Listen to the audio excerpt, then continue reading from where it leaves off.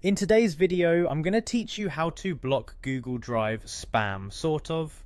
Now, this might not eliminate all the pesky spam you've been getting, but it will give you a powerful tool to manage and reduce the clutter in your Google Drive. Spam in the form of unwanted files shared with you can be incredibly frustrating, but with these steps, you'll be equipped to tackle it head on. First, let's get started by heading over to your Google Drive homepage. To do this, simply open up your web browser and navigate to drive.google.com.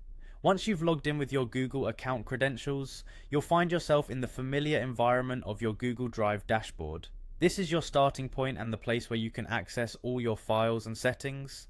Next, you'll want to click on the option called Shared with Me.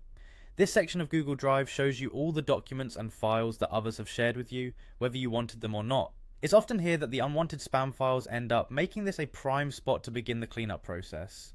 Once you're in the Shared with Me view, take a moment to glance through the list and identify any users whose shared items you want to block or report. To do this, right-click on the person's name or the specific file they've shared. This will bring up a context menu with a variety of options.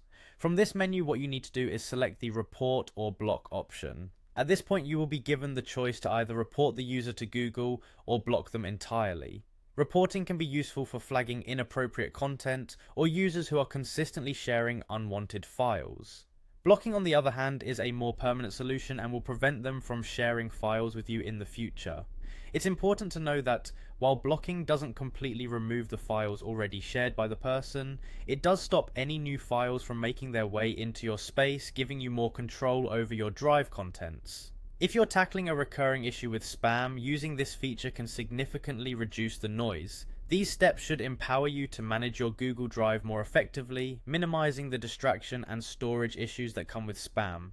Keep in mind that Google is constantly updating its platform, so check in for new tools and features that could make managing your drive easier in the future.